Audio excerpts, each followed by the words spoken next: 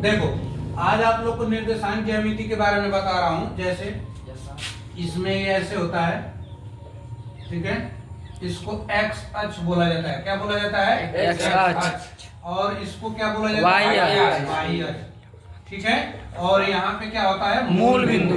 क्या होता है? मूल बिंदु। मूल बिंदु, ठीक है ना।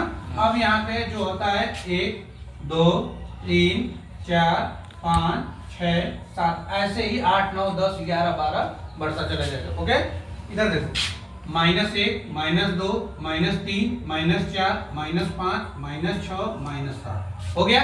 फिर उसी तरह यहाँ पे भी करेंगे 1 2 3 4 5 6 7 8। अब यहाँ पे भी बना लेंगे -1 -2 -3 -4 -5 -6 -7, ठीक है। ऐसे ही बढ़ता जाएगा। अब आप लोग को दिख रहा है ये कितने पार्ट में हो गया है? 4। 1 2 3 4। आगे बात समझ में? तो मतलब ये जो है ये कितने भाग में बट गया? 4 भाग। तो इसको प्रथम चतुर्थांश बोलते हैं। क्या बोलते हैं? प्रथम चतुर्थांश। क्या बोलते हैं? प्रथम चतुर्थांश। अब इसको क्या बोलते हैं? द्वितीय चतुर्थांश। क्या बोलेंगे? द्वितीय चतुर्थांश। इसको क्या बोलेंगे? तृतीय चतुर्थांश। इसको क्या बोलेंगे? चतुर्थ चतुर्थांश। अब देखो, अब इसमें जो पहला मान होता है x का रखा जाता है। किसका रखा जाता है? x। और दूसरा जो मान होता है y का। अब देखो कैसे प्लस और माइनस होता है, उसका ट्रिक देखो। ये देखो x वाला इधर जो मान है प्लस में है ना, प्लस लिखा जाएगा। और इधर जो देखो y वाला x वाला मान क्या है? प्लस है ना, प्लस हो गया। बात समझ में आ गया? यहाँ तक क्लियर है? जो पहला मान होता है क्या होता है? भुज होता है। क्या होता है? भुज होता है। और दूसरा मान जो होता है कोटि। क्लियर है? हो रहा है ना? Yes sir.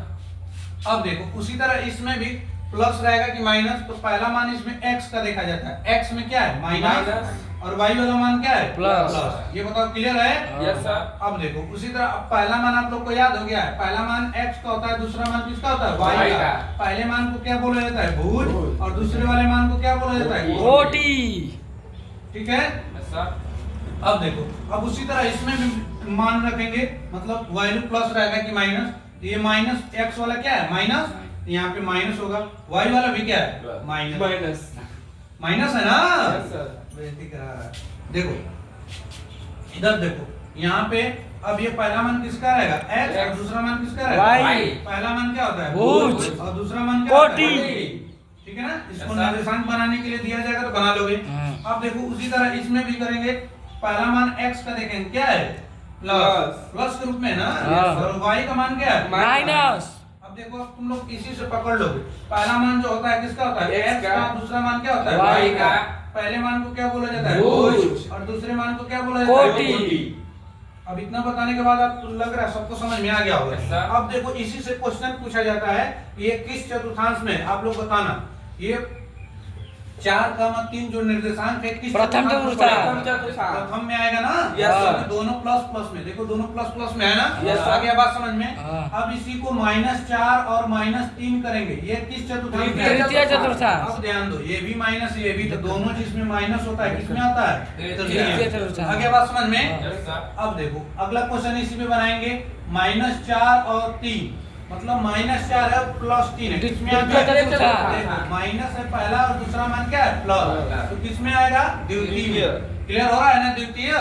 फिर उसके बाद यहाँ पे क्वेश्चन पूछेंगे 4 है और -3 है, ये किसमें आएगा? चतुर्थ में। क्योंकि पहला मान क्या है? प्लस है, दूसरा मान क्या है? माइनस में।